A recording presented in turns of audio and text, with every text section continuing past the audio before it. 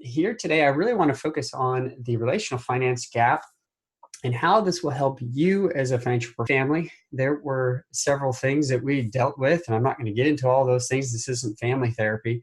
This is definitely the Financial Therapy Association. So I want to talk about how this relates to money. We enjoyed each other. We had a great relationship. We still do. We had our family was wonderful. But just like any other family, we had challenges, and one of the major challenges in our family was parents who disagreed about money. I didn't notice mom and dad really fighting about anything in particular. They loved each other. I knew that. They promised us, they would stick together and work things out. But I noticed there were financial challenges, and those things they typically argued about. I, being one of the oldest, really wanted to help out and do my own. So, I didn't want my mom and dad to be worried about me financially. In a lot of cases, I would buy my own clothes and have my own spending money. I started several businesses. I started a pool cleaning business. I delivered newspapers. I worked on lawns and weeding and these things like that. Odd jobs for grandparents and for other people in my neighborhood. So I was always working to try to get my own money so that I wouldn't be sort of this burden on my family. And obviously, in a teenager's mind, there's also freedom with that. There's also what could I explore? What things can I do? And I was able to get a car and maintain that car, and did a bunch of other things that I think teenagers who weren't really in that mindset was able to do. Because of this near obsession with money and how it works or how it didn't work, I actually decided, and I remember the day. I know exactly where I was.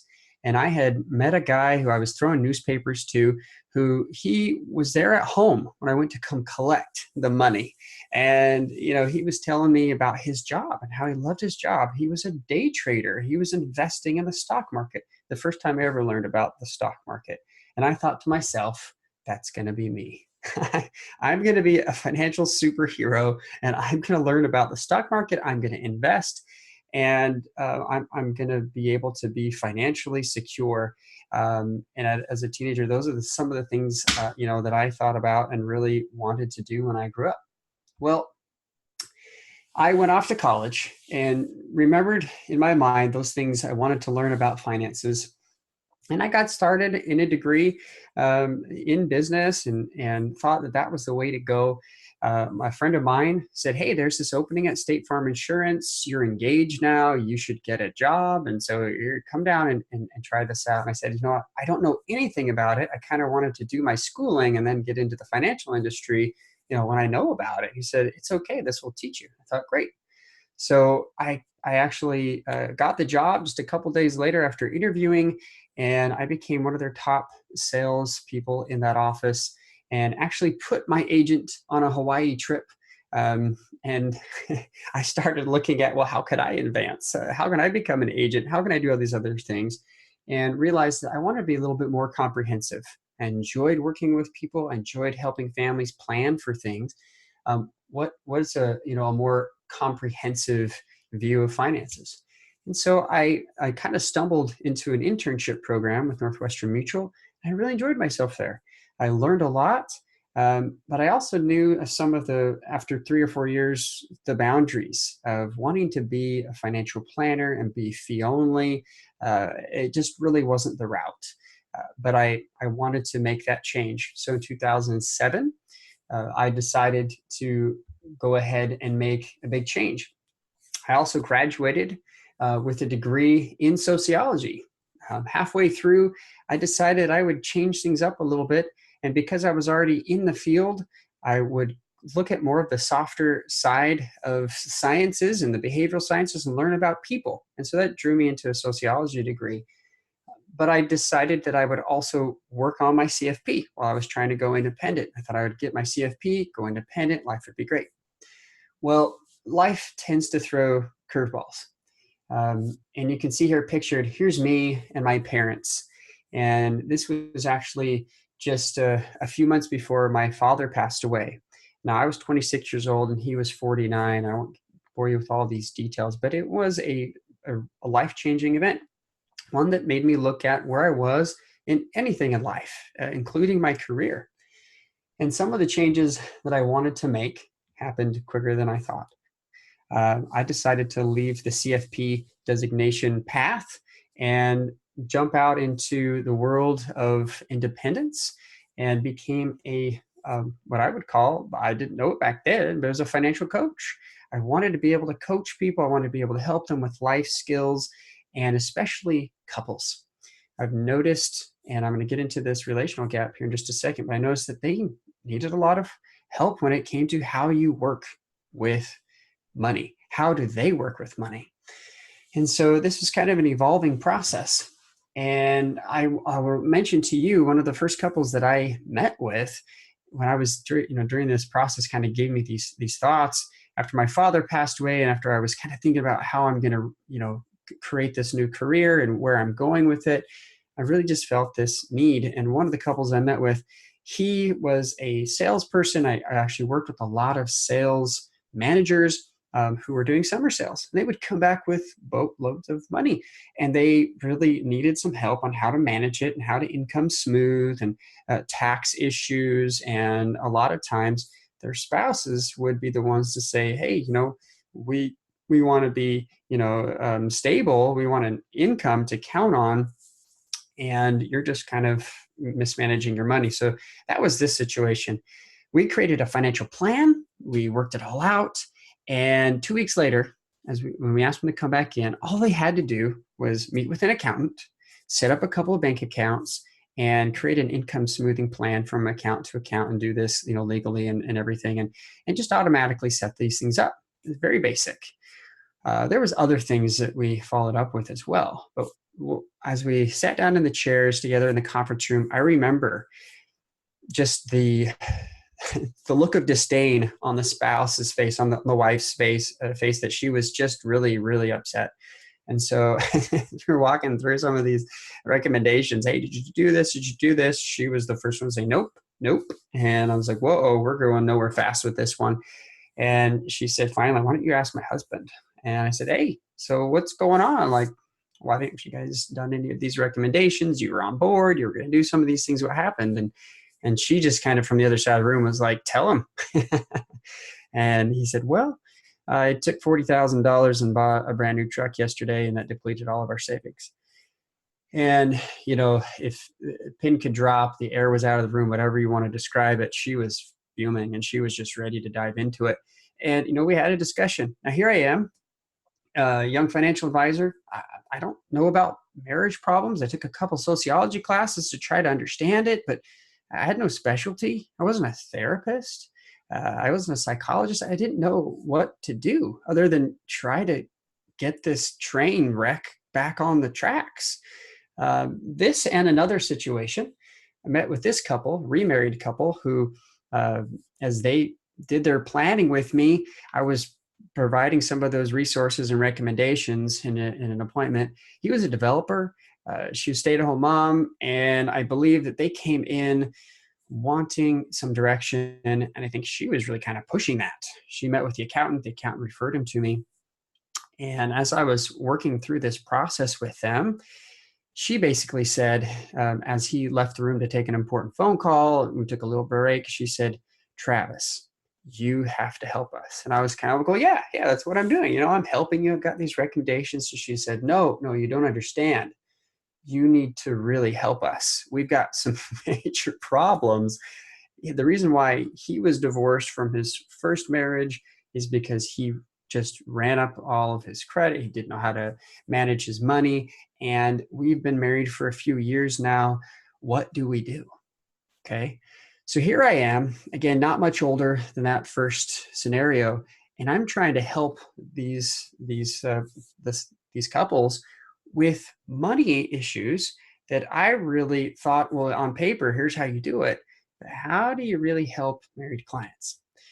Now, for a moment, I thought I must have been the only one dealing with these problems. I must have been the only one in the universe that, in this financial space. And of course, that's not the case. As I got into group meetings and talked with other advisors, I found out pretty quickly, no, a lot of people are dealing with these issues.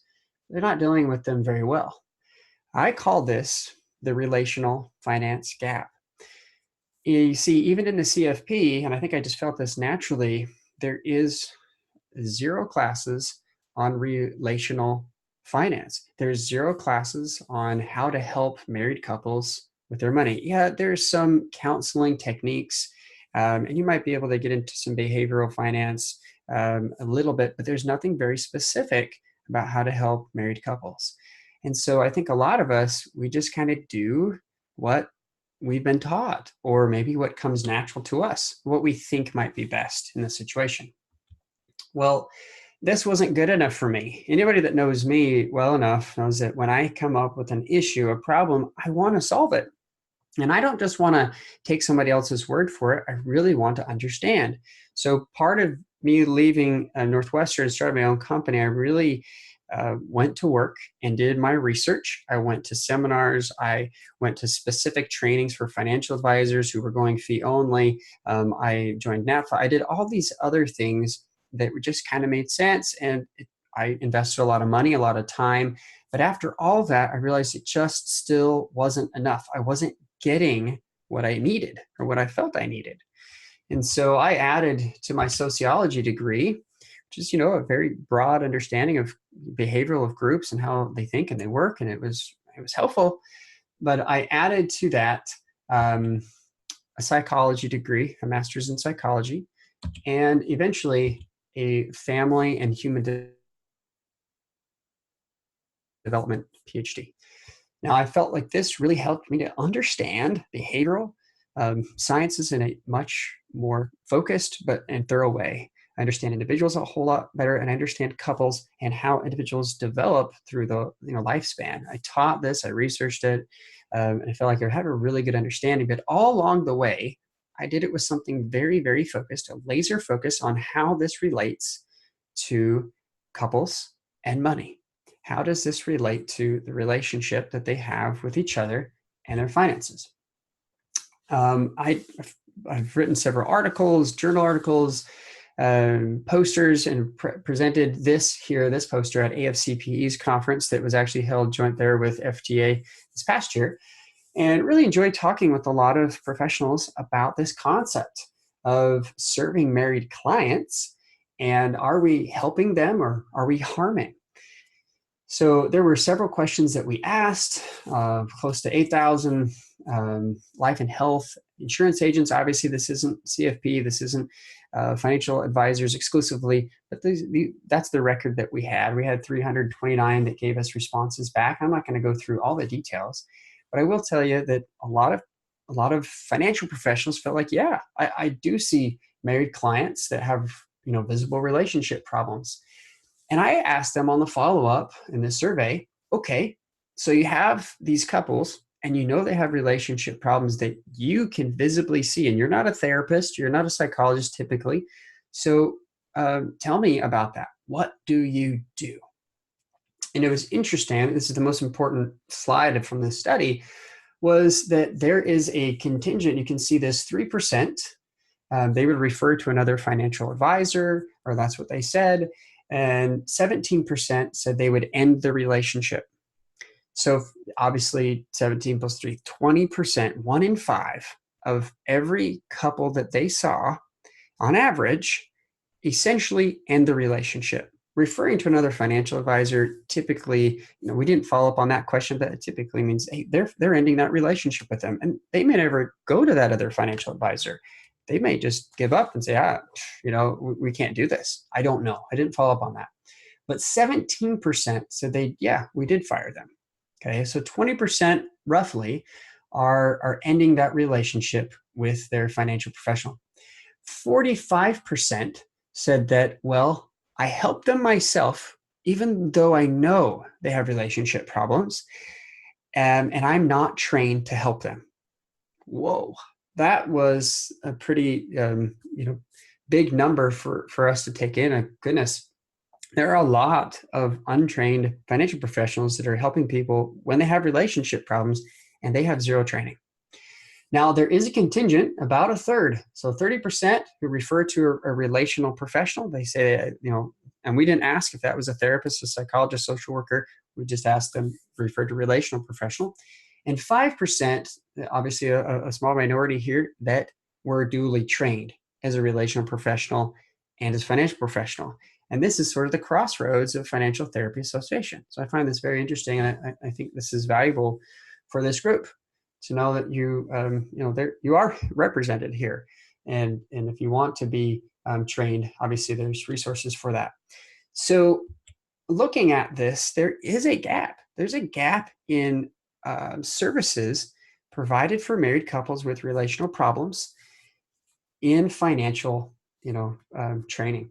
There's also a gap in that training available to financial professionals, and one that Financial Therapy Association is trying to close in on, and one that I'm actually trying to help as well at the Family Financial Institute.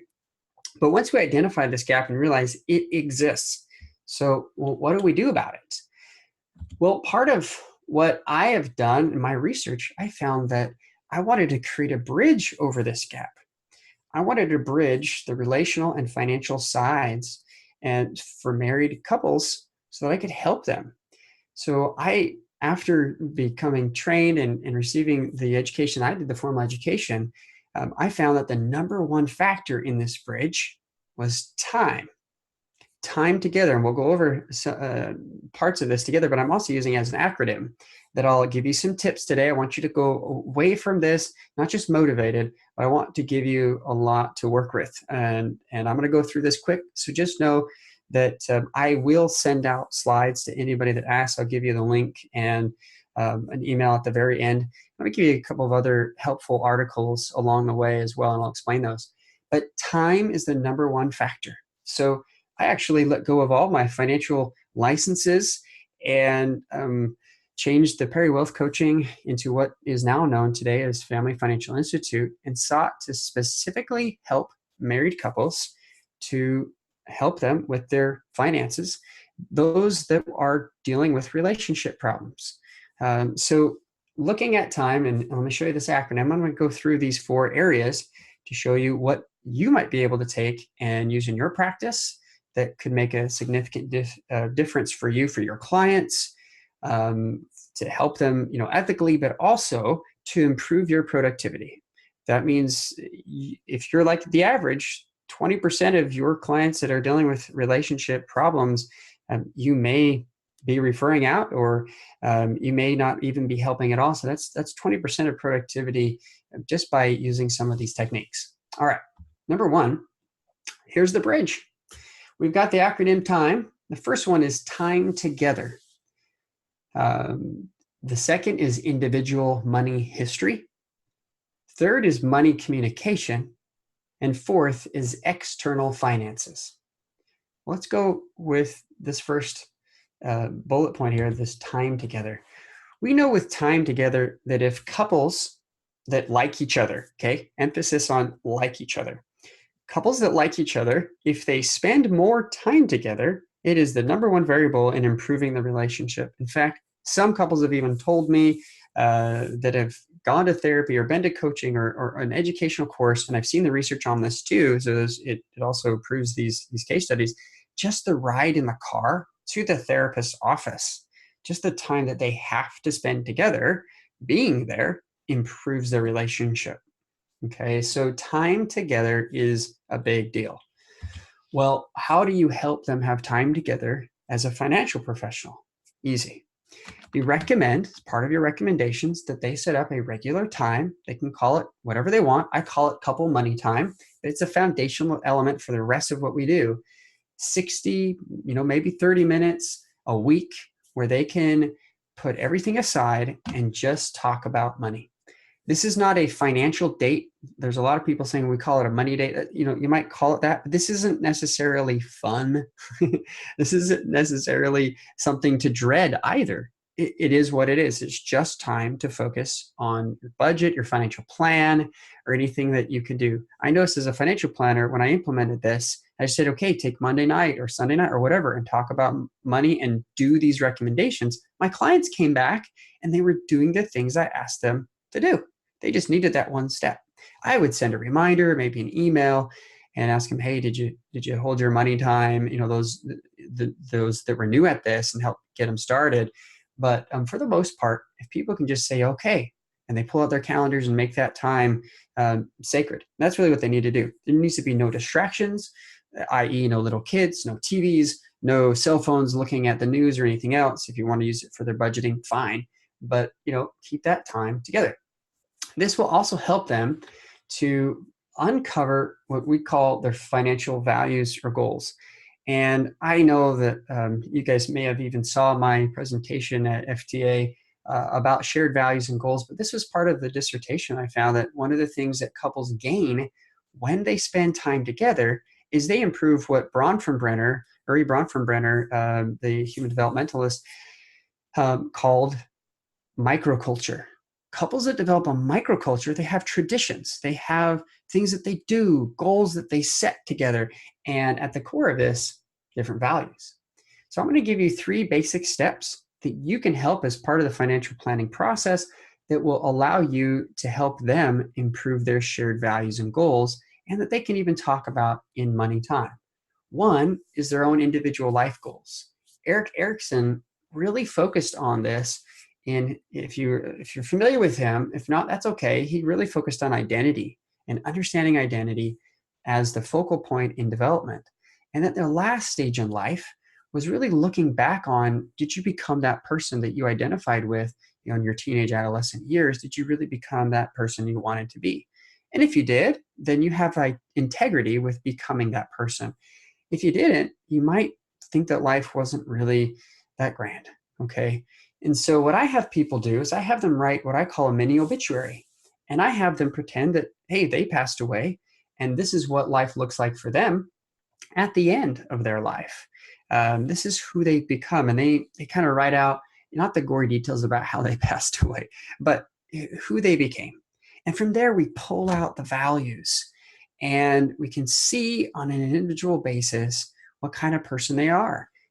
This also relates to their financial values. And once you have these values, you can build goals.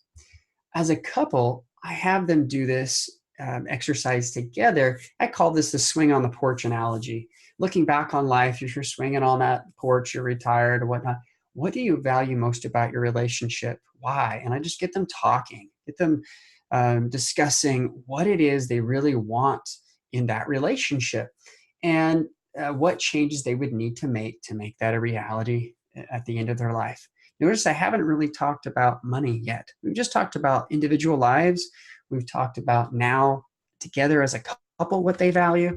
And so then the third piece is putting this together with financial goals. This is now where you crunch them numbers and give them a spreadsheet and talk about what might or might not be their current scenario, and if they can help, on the financial side, deal with those things. So, and it might be that you count the cost of their lifestyle and look what that would look like for them when they are swinging on that swing. All right. So that, I believe, really helps to improve their shared values and goals. And you can ask them to do these concepts and answer these questions in their money time on their own. However, most couples in crisis, they're not going to take the homework and do it. So you might actually, in your office, just take a few minutes and go through these steps with them. It will really help you to help them. You'll have a greater insight. You'll be more productive with these couples, but you'll also have something to build on for the financial plan if that's the area in which you work in. I'll just give a quick case study on this one. The Holbrooks, I worked with them, very disorganized, procrastinators like crazy. He definitely was a procrastinator. She was a little bit more organized than he was, which is kind of typical. But at the end of this program, they really said, just by doing some of these steps, that they really felt more focused. They were able to reach their goals. They had clarity, and it was very helpful. In fact, you don't see the before pictures, but each of them actually became more physically healthy because of just doing these goal-setting techniques. And Mrs. Holbrook, she lost actually quite a bit of weight, like 60, 75 pounds. I can't remember.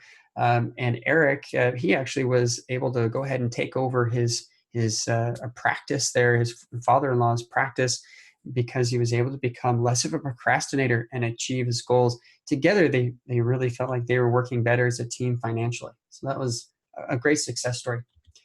For me, Something that I want to share with you guys, if you want, this will be part of a bonus at the end. But I have a PDF download of tips for families to spend more time together with each other. A lot of times, this is part of the goal, part of the values that people hold dear as you go through these exercises. They want to spend more time together. So, and we already know that time together is the number one factor. So here are some ways to do that. I'm not going to give them all to you right now. But obviously taking a family vacation is awesome. There's other things, there's 4 other tips that I'll give you and ways to accomplish that. So if you want that at the very end, I'll give you the information on how to get that. So we went time together was the T. I is individual money history. This is the second bridge element as we were building this. And individual money history goes a little bit deeper than just the money scripts that Clontz and Collar and Clontz have come up with. And I love their work. They do a great job. And if they're on this call, wonderful, excellent work, guys. But we start a little bit further back. We look at money histories, just like you would medical history. And if someone came into the doctor's office and say, hey, here's my symptoms, if it's something that they're not really sure about or they need more information, they sometimes ask you, well, tell me about your mom, your dad, grandma, grandpa. What is it? My wife and I went through this process. There was some major health issues that we had no idea about when she was 24 years old. We were trying to diagnose it. And, we looked into family medical history and tried to figure out where this might be coming from. Well, just like that, individual money histories are important, and it's important to understand so that you can make sense of maybe current money scripts or current money ideas or ideals or values. And a lot of times, couples that have disagreements about money, it is because they have different values financially, but not just because they're different, because they can't communicate about those differences and make sense of it, which we'll get to in this next segment. So it's really important to take some time and have the client, and you can do this with them in the office. You can even ask them, tell me about your mom, tell me about your dad. How did they handle their money? What about your siblings? How did you interact with them? For me, again, I told you a little bit about my past, my history. I mean, I was the oldest and money was an issue. So I always felt like I needed to provide my own and I needed to work for it. And that helps create my money scripts or the things I value about money. Have them discuss their differences. You might do this in the office with them if they're not able to do this on their own. Or you might give them as an assignment and talk about it when they come back. And have them discuss those differences, discuss their similarities, and focus on where they are joined together as a shared couple, as shared value, and where their microculture might be. So that's really important. Step number 2 in this bridge building element here is to identify their individual money history. The Bakers, these were excellent clients of mine. They were so willing to do just about anything. And one of these exercises was the money history. And I went back through their notes and found out that they really felt like money was evil. Both of them had this upbringing that unfortunately is prevalent, especially in Christian communities and circles. They just really don't understand that teaching or that principle. And so they kind of internalize it. And so we had a great discussion. I helped them uncover their money history. And eventually they came back to me after doing some soul searching and research, and they realized that, no, wait a minute, money's not evil. They uncovered the Christian principle of, the love of money or the lust for money is the root of evil, not money itself. And they actually came up with their own values. I didn't do this for them. They did it on their own. They came up with, no, it's actually a responsibility. It's a blessing. We should be grateful for the opportunity. That changed their dynamic. That changed how they talked about money together. And that really actually helped them pay off thousands of dollars of debt eventually when we got to that point. And it also just really changed their overall stress level about money. So it works. It works with these couples and it works with others. All right, money communication. This is one that we kind of default to. If couples have problems with money, it's just they need to talk about it. Well, yeah, it's part of it, but they need time and they need to understand each other's money history. So let's talk about money communication. This is another bridge element that I think is crucial. Couples that are able to communicate they are able to share. They're able to deal with power struggle. They're able to deal with conflict. Couples that deal with conflict well, man, they can handle any obstacle just about if they can work together and be on the same team. It's that shared microculture. It's now putting that into action. Well, we know a lot of stats about money arguments. Money arguments are actually the number one reported argument, and actually the number two reason why they go to therapy to begin with, okay, is money. I could spend a whole hour and explain why money is not the cause of divorce. I will bore you with that. That's a whole nother presentation. But essentially, it is a very prevalent factor and it is a predictor of divorce. We can't actually say cause of divorce because we can't do that statistically. We can't do that in research. We can't put people in mixed groups and try to figure that out. But we do know it's a predictor that money problems are. So one of the number one issues is communicating about money. And I wrote an ebook called How to Communicate with Your Spouse About Money. And really what it is understanding values and understanding how to spend time together talking about these things. So let's get into that. Active listening skills. As a financial professional, you do really well when you're able to have great active listening skills. Financial counselors. I used to teach financial counseling and planning courses at Texas State and other universities, Utah State, where we would talk about these actual skills. And these are skills. You're not born to be a good active listener. You have to learn these skills, whether you learn that in your home as you develop and grow or through your work. So financial professionals are thinking, oh, I don't need active listening skills. Absolutely, you do. And again, financial counselors kind of have a leg up because they really do learn this a lot. And it's a tiny part of the CFP. But one thing that I am able to then help couples with, and you as a financial professional or a therapist can help couples do, is learn these skills. Because these skills are transferable to any topic. It's not specific to money, but it definitely helps, especially if this is the number one issue.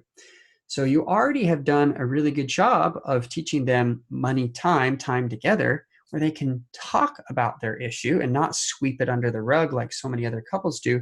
But once they're in money time and they come up with an issue like, what about, do we pay off debt or do we invest? Or, our advisor says we should do this. What do we do? Well, you can teach them how to deal with this conflict or this obstacle or challenge. And there are a bunch of different steps. The main one being active listening, and I call it the FACE system. There are thousands of different ways to approach this, but something very simple. The simple works because people remember, is the FACE system. This isn't an acronym. This is simply teaching them about parts of the face that they can remember when they're meeting face to face on how to communicate using active listening. Number one, if you look at the face, the top of the face is the eyes. Okay, so they should be having good eye contact, not weird, crazy, creepy contact, but good, solid eye contact, not distracted, not rolling the eyes, but important, good, healthy contact. Second is the ears. That's second down on the face, really. And that's the listening skills. Okay, so we should listen. And we should listen to understand, not just to hear, but truly listen. And one way you can teach them that is to repeat back. I'm hearing you say this. Is that correct? And, as they are active listening back and forth, they can correct those mistakes. A lot of communication problems happen because someone was not heard correctly. And that's just, some basic skills. Now, because money is so full of emotions and people have different values behind it, as we've just discussed, their money histories, they're going to be emotionally charged a lot of the time. So one of the other things to do is right there in the middle of your face, kind of that third member down is the nose. And why do we even bring up the nose? Well, breathe. Teach them to breathe. Teach them when they're dealing with high emotionally charged subjects, especially money, to take a breath, take a break. But breathing actually helps you to allow your brain to work and function properly. And it allows the brain to get the oxygen needed to make logical decisions and have a logical communication pattern, not just reactive emotional. Okay, and so that serves as a reminder, but also as a great way to kind of reconnect. I could go on with that, but I'll leave that there. Mouth, finally, when it's their turn to talk, be succinct, use I statements. Don't point the finger and say, you did this, you did that, but point out specific facts about what happened when I went to the store and pulled out my debit card and tried to run it for our bill. I realized that the account was negative, and so I had to use the credit card. Talk about exactly what happened, the facts. And then what other good communicators say, then talk about the feelings. I felt like this. I felt betrayed knowing that our account was overdrawn. Whatever that is, teach them to use the facts and the feelings when they're using their mouth. And that will really help to clear up a lot of negative communication patterns, which we don't even have time to cover here. But a really good resource is John Gottman, The Four Horsemen of the Apocalypse. The things that couples shouldn't say when they're talking to each other. They shouldn't be defensive. They shouldn't stonewall. And there's several others there that he talks about. Okay, so I think this is a really good technique to use and to learn ourselves and use it, but also to teach these married couples with relationship problems. So I actually, let's see, here we go. I actually had a couple, the Farees. They argued about money a lot. They had actually a really good relationship. They loved each other. Family life was great, but they argued about money every time they tried. So she would get defensive very easily, and he was very frustrated because they talked about money a million times, but there was really no solution. Okay, they kind of go round and round and round in that circle. It wasn't until I taught them how to do this FACE system, this communication, active listening skills, they were actually able to come to collaboration and not just compromise, which we don't have time in here to talk about, but I do in this ebook that I'll show you in just a second. It helped them not only with their finances, but again, these skills are transferable. It helped them in their relationship, specifically with intimacy and parenting. This is a great skill set that they needed to have. So I wrote a book, an ebook that I used as a manual, but also to coach clients in, called Couple Development, how couples who build thriving marriages are healthier, wealthier, and happier. There's research to show, happy marriages produce those results. So what are the contents? Some of that is time, but I explain the FACE system, the couple communication system I just showed you there, just a brief part of it, in much more detail. It's a 75-page ebook, and I'll show you at the end how to get that as well. So the last bridge element is external finances. Now, this is where most financial professionals hang out. They're teaching debt elimination or investing or, saving for retirement, those kinds of things, okay? So that's what I consider to be external finances. And again, this is a very traditional setting where here I'm a financial planner, I'll create the plan.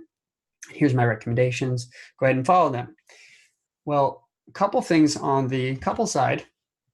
If you can help them discuss their shared values and goals, then you can build on those. And you as the planner, instead of just, hey, this is what I recommend, bring it back. Bring it back to what their shared values and goals are. You value having freedom. So this is, your value of freedom really connects with investing a little bit so that later on in your life, you'll have the freedom to enjoy the things you want to do. This isn't sales 101. This is connecting with that couple in a legitimate, sincere way. Debt elimination, investing, whatever you do, however you're helping this client as a counselor, as a planner, advisor, insurance agent, therapist, however you're doing that, make sure that you build on their shared goals and values. My biggest pet peeves of a lot of these financial gurus is they come up with their 7 things or their 8 things or 10 steps, baby steps, however big their steps, doesn't matter. It's all about them, unfortunately. And it's what they've experienced to be the best. Well, if you can make it about the client, not only are you going to have buy-in, they're going to be more successful because this is their internal motivation. You've spent the time to talk to them about it. So help them build it. Also, practice these active listening skills, but practice that with couples. It's a whole lot different than just with an individual. And sometimes they get off track. Sometimes they throw some curveballs. And there may be some real relationship issues here that as you've tried to help them with their money, at this point, if they're not progressing, you may want to say, all right, well, let's refer you to a therapist, or let's bring in a financial therapist and let's work at this together. That can be very productive. The Stokers, worked with them. Just as a quick example, he was an engineer. He had everything on a spreadsheet. He did everything financially, everything, literally. And he would say this is how much you could spend basically at the end of the month for groceries, kind of, or the beginning of the month for groceries or for whatever. She always felt guilty because she was not a part of the conversation. Oddly enough, as we got to the root of this was male chauvinistic, tendencies. This was actually miscommunication and time not spent dealing with creating a budget, doing the external financial things that they should do together. It was because he felt he was doing her a favor by taking the stress of the finances off her shoulders. And she felt like that was very nice of him, but because she's left out, she doesn't know how to help. And it was really interesting that by the time we got to the end of working with them, both of them were on the same page financially. They really felt like, yes, we finally figured this out.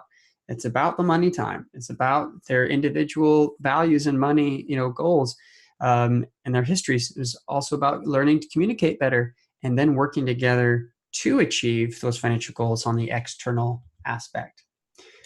So this is the relational finance gap. These are some of the tips that I think that will help to bridge what you might be facing. And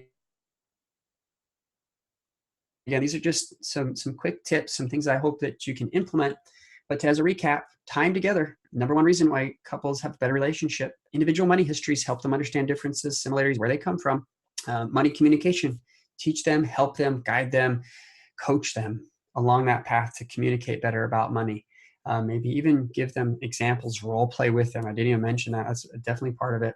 And then the external finances, build on their values, help them with all these other areas to really make sense of things. Now, last thing, this is on your end, okay?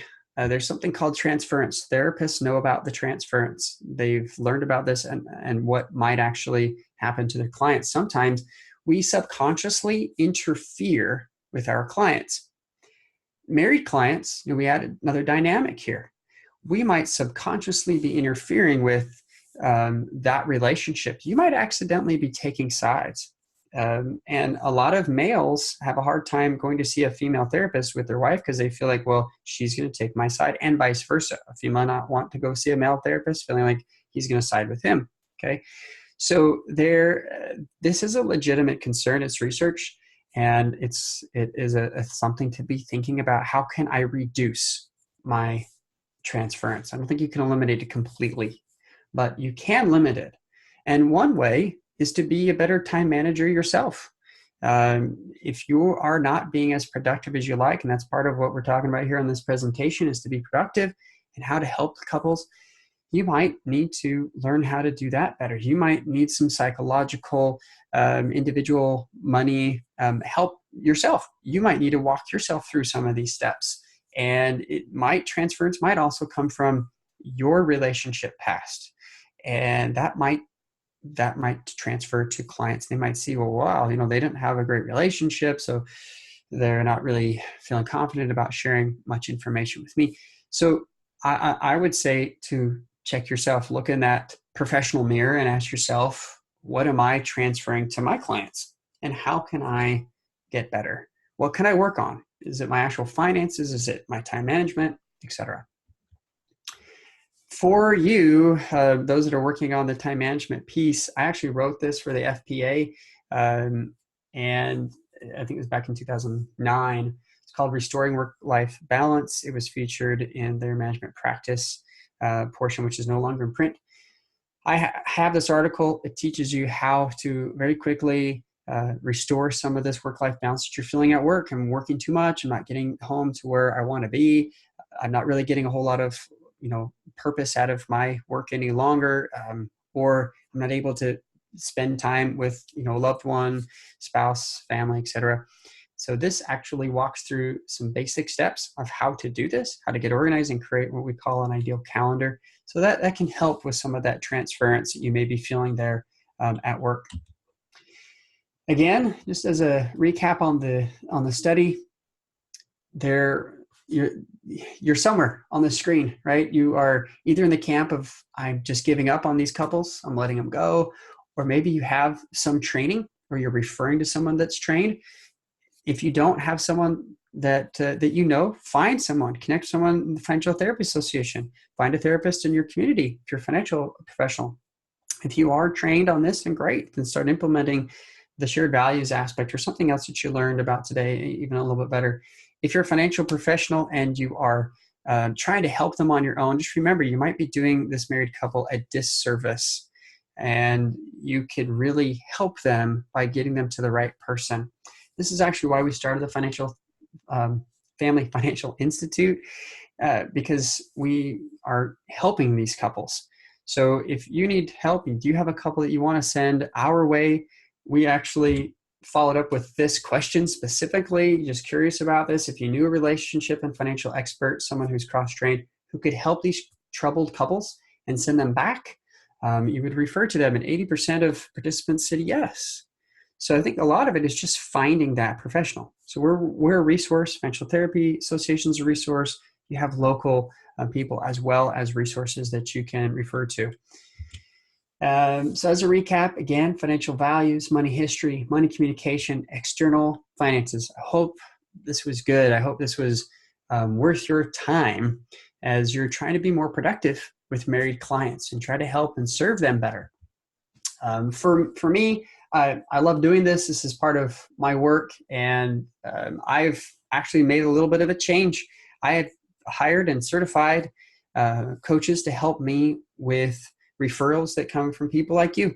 So those couples, they actually will work with my certified coaches, and I actually primarily help financial professionals to be better trained. I have training that will help you to be more productive, just in general, and also be productive and better trained to help married clients with these relationship problems and help you to get rid of transference along the way. So if you're interested in the slides that I had today, I have them in a PDF format. I also have the Restoring Work-Life Balance, the ebook, and I also have those 5 tips for spending more time with your family. If you also want to talk with me, you can register for a coaching call with me to see how I can help you, or how we can help some of your clients. You might have a specific situation you want to walk through with me, and I'm happy to do that. It got cut off a little bit, but you can see you can also email me at travis@travisperry.com. So travis@travisperry.com, or you can simply text time, the word time, to 844-TIME-007. Yes, I did that on purpose. I love James Bond. 844-846-3007. And in a couple minutes, we'll send you all of these bonuses and the slides. It's been a pleasure to be with you guys today.